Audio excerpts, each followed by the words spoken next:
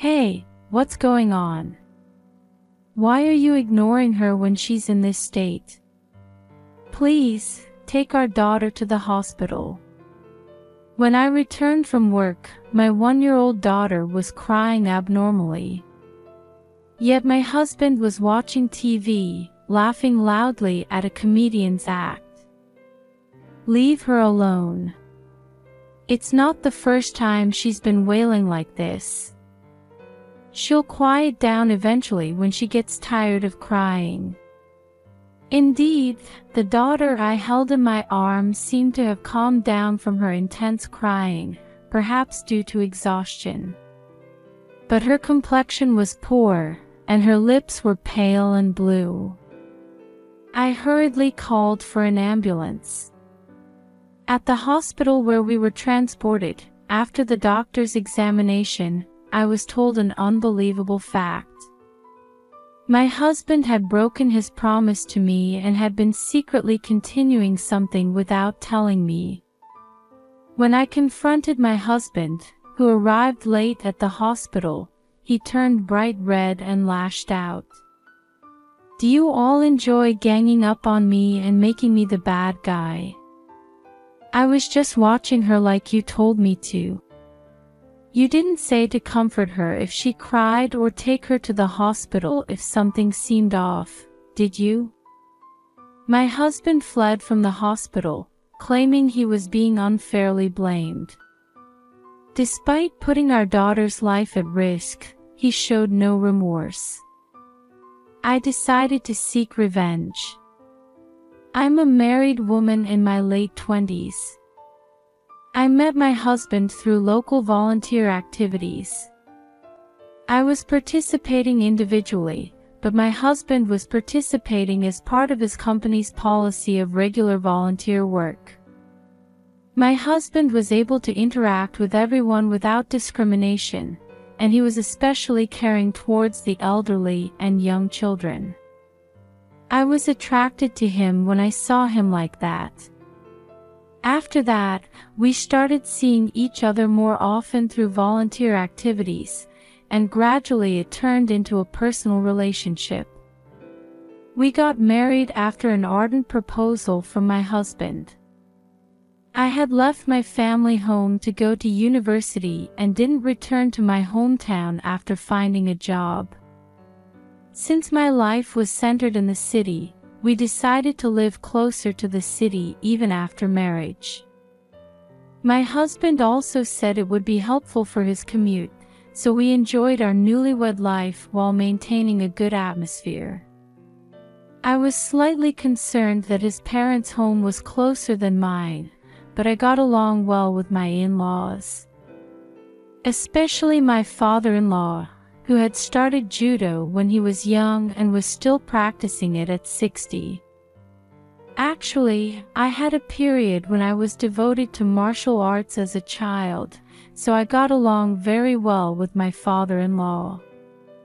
Shortly after getting married, I became pregnant. A year and a half after marriage, I safely gave birth to our daughter, and we had happy days with a new addition to our family. At the time of my first childbirth, both sets of parents and my husband rushed to be there, and I felt that everyone cherished me. And I thought my daughter was lucky to have so many people eagerly awaiting her birth. I even thought that someday when my daughter grew up, I might tell her about this time. However, the happiness didn't last long. It was discovered that the savings amount and annual income my husband had shown me before marriage were false declarations. Regarding the savings, I could overlook it if we could increase it together from now on, even if he had lied out of vanity. But I wished he had been honest about his annual income. Before I took maternity leave and childcare leave, we were both working, so I didn't really notice that my husband's earnings were low. But when I stopped working to take care of our child, the reduction in my income gradually started to affect our lives. It would have been fine if it was just the two of us. But with one more family member, it became clear that we couldn't manage with my husband's low income. Children become more expensive as they grow. Thinking about that time, I couldn't afford to be relaxed, so I quit my job after waiting for our daughter to turn 1 year old.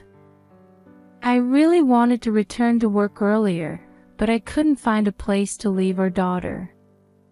As a result, it took half a year to find a place to leave her.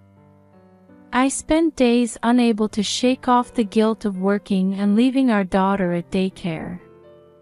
Actually, I wanted to be a full-time housewife until our daughter entered middle school if possible, because I didn't want her to feel the same loneliness I did. My mother was also a working mother, and from as far back as I can remember, I was always left at my grandparents' house or at daycare during the day. I felt lonely, but I never resented my mother. That's because every day when she came home, she would come to see me and spend time with me no matter how tired she was. It was the same with my father. I could feel that I was very loved by both my parents. I encouraged myself, thinking that if my mother could do it, there was no reason I couldn't. Even when I came home tired or returned late due to overtime, I prioritized time with my daughter above all else and showered her with affection. My husband seemed to have a lot of free time, with no overtime or weekend work, perhaps because he was in a department with flexible hours. It seemed he could also work from home, and when I returned to work, he increased his work from home hours. I found myself increasingly relying on my husband for picking up and dropping off our daughter at daycare, but he didn't seem to mind and actively participated in childcare. I once again felt that I had made the right choice in marrying him, as he truly seemed to enjoy working for others. He even seemed to be doing volunteer work on weekends sometimes. I felt a growing desire to resume local volunteer activities myself once our daughter was a bit older. Then one day, when I returned from work and was changing our daughter's clothes, it happened. I noticed a bump on our daughter's head. It wasn't there when I dressed her this morning, so something must have happened while I was away. When I asked my husband about it, he said our daughter had hit her head on the corner of the table leg. From the size of the bump, she must have cried a lot from the pain. Moreover, you can't always tell with head injuries just by looking, so I naturally thought he would have taken her to the hospital. Going to the hospital just for bumping her head a little. That's an overreaction, my husband said with a laugh. I lost my temper in an instant and argued with my husband. Even adults are sometimes told they need a detailed examination if they hit their head, so why was my amateur husband making his own judgment? Then my husband got angry in return, saying why should he be complained at when he was taking care of her while working from home? If you're going to say that, then don't do overtime and come home for your daughter. In fact, as a mother, shouldn't you prioritize something over earning money? I wanted to say, who are you to talk, but I held back. I knew if I said that, the argument would only escalate. In the first place, there wouldn't be a problem if my husband earned more. If it's a company without overtime, he could take a part-time job in the evening, or he could switch to a better-paying company. Childcare has only just begun. We have a long way to go, but is this attitude okay? I started to feel increasingly uneasy about my husband's overly carefree way of thinking. And after this incident, I began to avoid leaving our daughter in my husband's care and tried to take care of her myself as much as possible. My company was understanding towards married women. They even tacitly allowed me to leave work temporarily sometimes. But I couldn't keep saying, "I can't do overtime," too many times. I made an effort to perfectly balance childcare and work while coordinating with the daycare where we left our daughter. After about 2 months of this lifestyle, there was a work-related funeral that I absolutely couldn't miss. An important person from a client company we were indebted to had passed away, and I had to pay my respects. It was sudden, so I couldn't arrange for holiday childcare, and I had no choice but to leave our daughter with my husband. After the previous incident when our daughter bumped her head, we had gone to the hospital together the next day and received an explanation of our daughter's symptoms. In the end, it wasn't as serious as I had worried, but the doctor who examined her gave us quite a stern warning. This time it didn't lead to anything serious, but that won't always be the case. Don't take your eyes off your daughter. Perhaps because of this, my husband seemed to have reflected quite a bit. When I asked if it was okay to leave our daughter with him this time, he said he wouldn't make the same mistake twice, so it would be fine. I trusted these words from my husband and left our daughter in his care. However, unable to shake off my worry, I contacted my husband when I arrived at the nearest station and checked again before entering the funeral venue. I couldn't help but say something, even though I thought he might get angry if I was too persistent. But this time, my husband didn't respond negatively to my persistent contact. He gently replied, "You worry too much." I told myself that my husband must be growing as a father too, and that it would be fine, and I entered the funeral venue. After attending until the departure of the coffin, I was still concerned about our daughter, so I returned home immediately. A fellow housewife employee had come by car and offered to give me a ride, which I gratefully accepted. It would be faster than returning by train.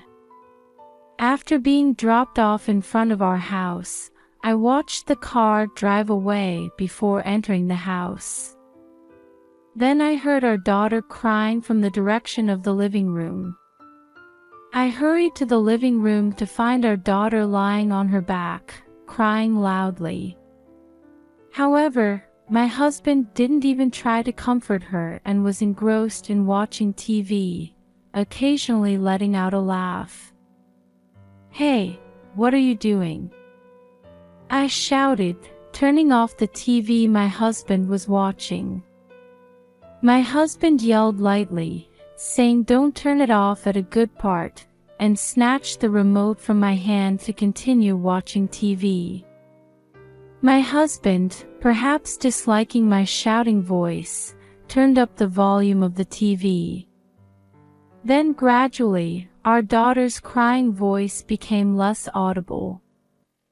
I immediately realized that the TV volume wasn't the only cause. Our daughter's complexion was gradually worsening, and she seemed to be having difficulty breathing. "Honey, please. Get the car out right now." I could drive myself, but as a paper driver, I wasn't confident in my driving skills. Besides, the reason we hadn't gotten rid of the car even though we could barely support a family of 3 on my husband's salary alone was because I thought it would be convenient if something happened to our daughter. "She didn't hit her head today, it's just a fussy cry. Just leave her be." How can you say leave her be with this complexion? Just take us to the hospital. That's all you need to do. All right, I got it. But I'm at a good part now, so after this is over. Our daughter's lips were already pale. I felt like her rough breathing was gradually slowing down. Judging that I couldn't wait for my husband to take action, I called for an ambulance. I prepared only the necessary things and boarded the arrived ambulance. I asked to go to the pediatric clinic where our daughter was usually seen. But because it was evening on a holiday and they weren't set up for emergency care, we had to look for a different hospital. The ambulance doesn't depart until the destination is decided. After being turned down by 2 hospitals, we finally decided on a general hospital in the neighboring city. During this time, my husband remained engrossed in the TV, showing no interest in our situation. I told him I would contact him when we reached the hospital and left for the hospital alone with our daughter. Upon arrival, the on-duty doctor performed the examination and treatment. I was honestly worried, as I had the impression that on-duty doctors were like part-time doctors. But this doctor gave a thorough examination and quick treatment. The doctor prefaced by saying it would have been quite dangerous if we had been a little later, but then said the treatment was complete and we could relax now. Upon hearing those words, I felt my knees suddenly go weak. A nurse called out to me, saying there would be an explanation from the doctor. Also, our daughter would need to stay in the hospital overnight for observation. The doctor started by explaining the conclusion first. It turned out that our daughter had accidentally ingested an electronic cigarette. Even though it was a small amount, it was too much for the body of our 1-year-old daughter to handle, and her condition had suddenly changed. The doctor asked if anyone living with us smoked, and I reflexively shook my head. That's because when I found out I was pregnant, my husband had said he would quit smoking. Since then, I hadn't seen my husband smoking. Also, there was no characteristic smell of cigarettes, so I had thought my husband was continuing to abstain from smoking. But the reality was different. He had been smoking secretly, hiding it from me.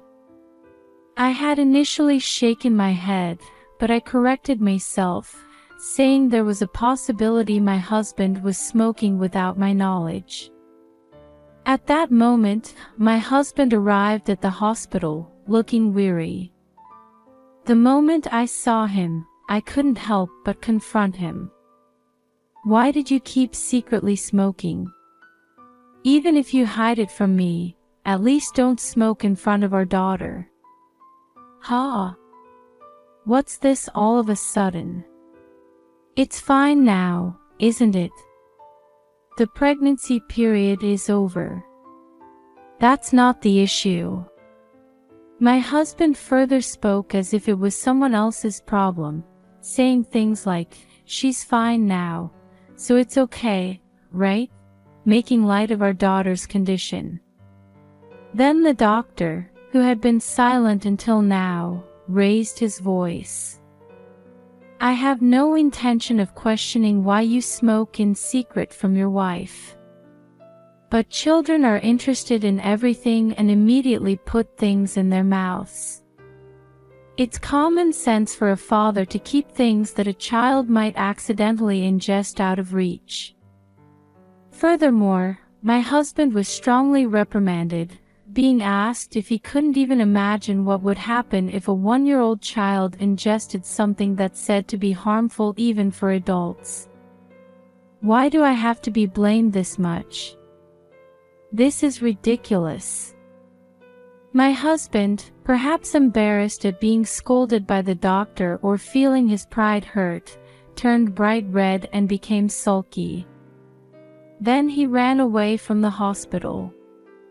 Honestly, it's not a problem if my husband isn't here.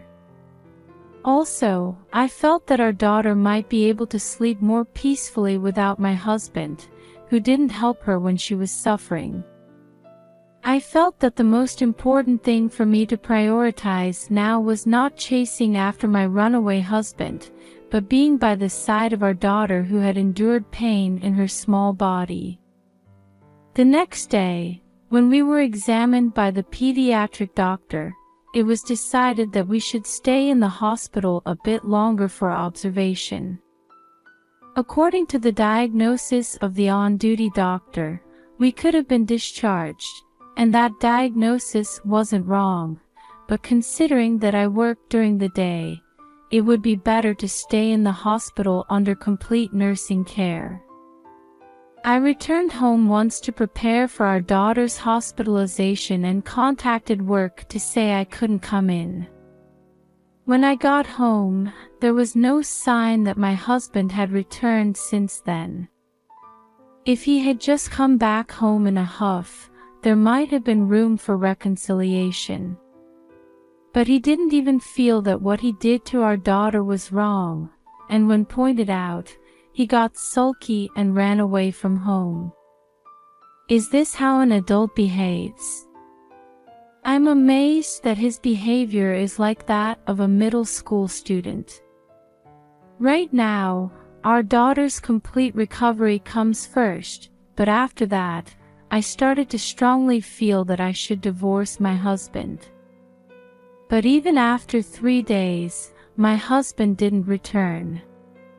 I searched for likely places, but I completely lost track of my husband's whereabouts. On the 5th day, feeling that I couldn't leave things as they were, I contacted my in-laws. Of course, I revealed everything about how things had come to this point. After receiving my call, my in-laws managed to find out that my husband was at least going to work, and they waited for him at his workplace. Actually, on the day my husband didn't come home, I had called his company once. But at that time, they said he hadn't come to work. I don't know if my husband had told them to say that if I called or if he really hadn't gone to work, but I was at least relieved that he was safe. Although he was a failure as an adult, as a husband, and as a father, I would have a bad conscience if he had died on the streets. Even if my husband's actions were problematic, I didn't feel good about parting on bad terms, and I thought it was cowardly to disappear without even apologizing for what he did to our daughter. Apparently, when my husband noticed my in-laws waiting for him, he tried to run away at full speed. But he couldn't escape from my mother-in-law, who apparently had a history as a track and field athlete in her student days. Furthermore, he was caught and held down by my father-in-law, who caught up with him. My husband desperately resisted, but being completely opposite to his athletic parents and fully on the cultural side, he was no match for my father-in-law. My husband's suit was in tatters when he was caught and brought back by my in-laws. In addition, since I had already reported everything about his treatment of our daughter, he was thoroughly scolded about that as well. My husband was already in a state of lost fighting spirit and was completely exhausted. Apparently, after running away from the hospital that day, my husband had gone straight to a hotel without returning home even once. He seemed to have bought changes of clothes and such there. I wanted to question where he got the money for that, but right now, the issue was his attitude towards our daughter rather than the source of his money. Weren't you worried about our daughter? Even if you didn't want to see me, didn't you think about checking with the hospital about times when I wouldn't be there and coming to visit? What's the point of an amateur like me going? It's best to leave illnesses and injuries to the doctors. That's not what I'm talking about. As a person, as a father, didn't you feel worried? I understand that there are people in the world who don't develop maternal or paternal instincts even after becoming parents, who can't embrace those feelings at all. But not even being worried as a person. What does that mean? Was my husband's enthusiasm for volunteer work just for show? I was more disappointed by the lack of human emotion in my husband than by his lack of paternal instincts. I'm sorry, but I don't think I can continue with you anymore. Let's get a divorce. Divorce? Isn't that an overreaction? It was just a small thing. Besides, it was our daughter's fault for putting it in her mouth on her own, wasn't it? It's because you didn't discipline her properly. If I could, I'd love to increase the time I spend with our daughter and slowly teach her various things. Moreover, it should be several times easier for an adult to be careful than to discipline a young child. I wanted to say it was because my husband wasn't more responsible, because his earnings were poor. But I felt I shouldn't say that. As I was feeling conflicted, wondering how to persuade him, my father-in-law, who had been silently observing our conversation, opened up. That's enough. The root cause is that you lack perseverance. As I heard it, my husband had initially worked at a company with better income than now, but he gave up due to the extreme workload and resigned, then found his current job. A company with no overtime, no business trips or transfers, and no weekend work. Apparently, he chose a company where he could use his time meaningfully rather than one where his salary would increase over the years. My in-laws said they thought I had made a brave decision to marry my husband despite his income.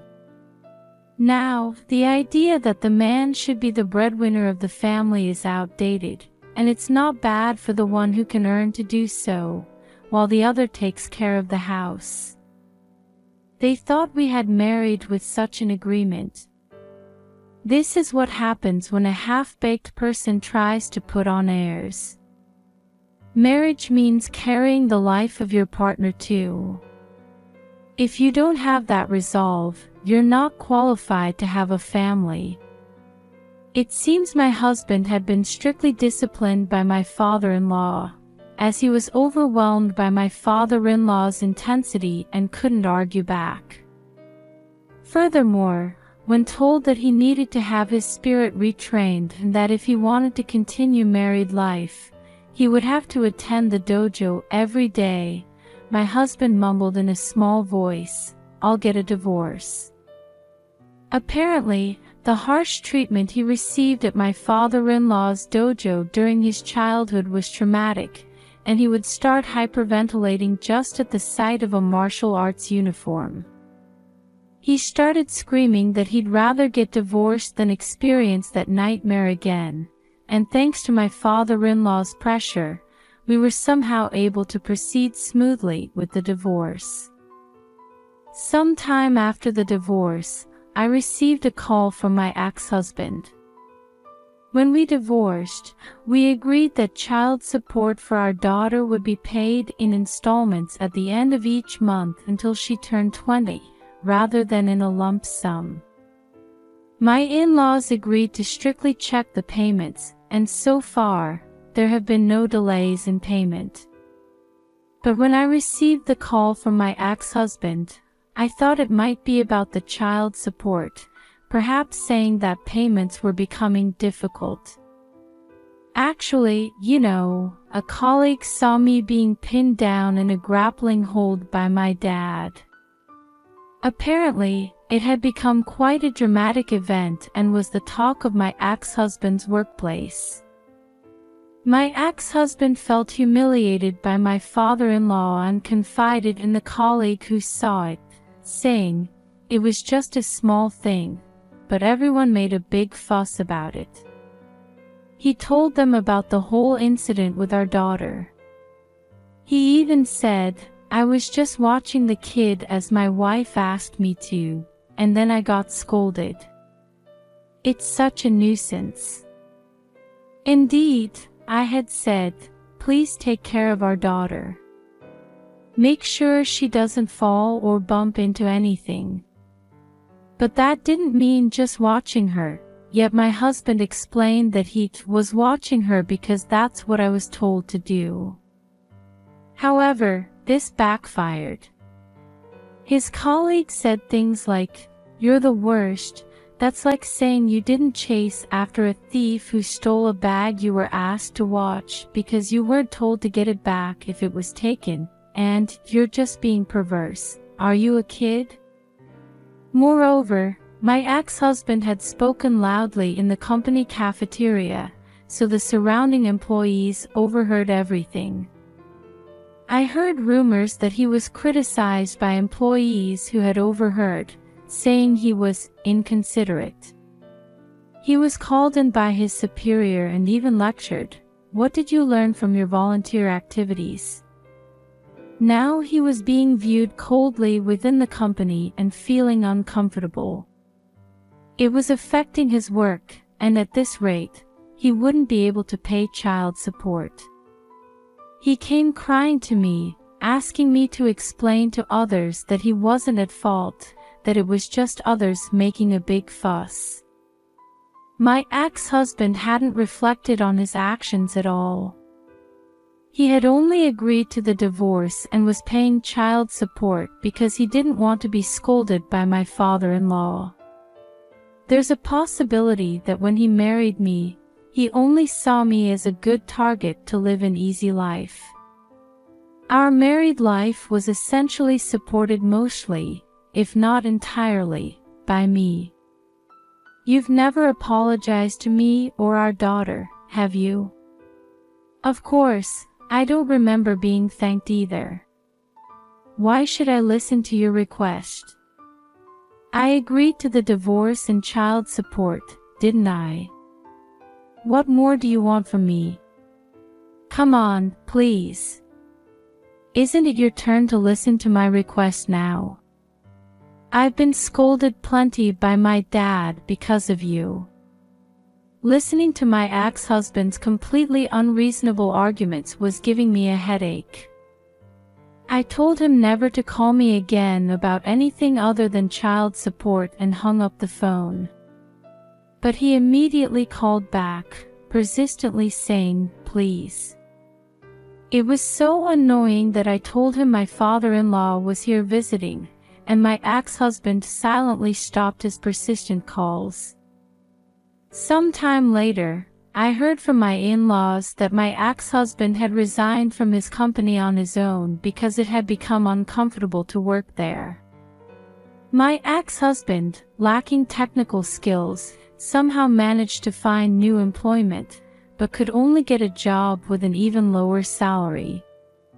He asked my in-laws for financial assistance, but my father-in-law flatly refused. When my mother-in-law suggested he could save on rent by living at home, he said he would do anything but live with my father-in-law, and he's somehow managing on his low income even now. But things apparently got tough, and he contacted me again. He said the child support payments were becoming a significant burden and asked if we could reduce the amount. Paying money for our daughter is about the only thing you can do, so do at least that much. If you really want to reduce the amount, let's talk through our lawyers. But I won't agree to a reduction even if it goes to court. I further told him that if he falls behind, I'll take him to court to collect the payments. He said paying child support would be better than paying lawyer fees, so for now, the agreed amount is being transferred on the promised date. I've returned to my parents' home and am balancing childcare and work with their help. My father said he could still work and got re-employed, working 3 days a week at the company where he worked until retirement. My mother retired before reaching retirement age for the sake of our daughter. I felt sorry for my mother who loved her job, but she said she wanted to do for our daughter what she couldn't do for me.